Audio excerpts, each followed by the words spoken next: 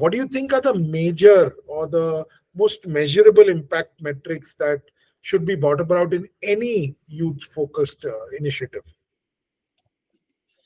Um, so let me look at it this way. When we talk about these initiatives, a few things which I keep following or we get to hear mostly are, again, education connecting to employment or Correct. employability, right? And then giving them, let's say, exposure to 21st century skills, Yes. typical youth programs, because like say the World Economic Forum's framework of 21st century skills, how the youth should pick up those skills. So Correct. whether it is a technical skilling which is connecting with a placement or a job, or a generic transferable kind of a skilling program like what I just said, this 21st century skills, or any other initiatives which are focused on youth to help them learn, acquire knowledge, apply, and then get the right competencies and enter into the workforce, right? So if they want to start earning, yeah, they become a part of the workforce, informally or formally through a job or through something like a gig, kind of an assignment.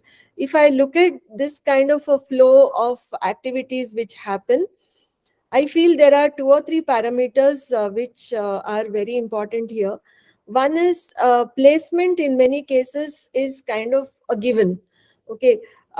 Somehow or the other, these people are, let's say, the company is trying or some organization is trying to skill them. They say, okay, we are giving you placement. So up to 60% might get placed. But what is important is it the right placement? Were they given the right kind of orientation? How long are they going to stick on to the job? Again, what is the attrition rate? So if there are metrics around this after a program is executed or implemented, I think these would be very important for me. The alignment of their aspirations, what youth want to do, what is it that they dreamt of doing. It may not be 100% match, because okay, I might be dreaming of doing something very different, but then because of my need to create a livelihood for myself, I might have to take up a job. Fine, that's an accepted thing. But now after I get onto the job, okay, is it meeting my aspirations? All right. Or another parameter or a metric could be how much of reduction is happening in migration in Correct. these youth programs, because most of it becomes forced migration because of various reasons. So I would say that a certain program is very effective because it has reduced migration to a certain extent.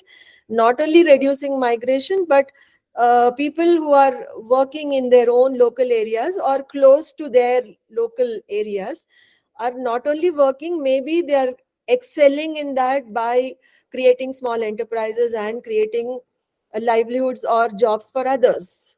Correct. That could be the impact which I would like to see, Correct. right? Correct. And in the case of women, again, probably things would be slightly different if we look at women. Um, let's say women getting back to work after a break, or women taking up work which they can do from home.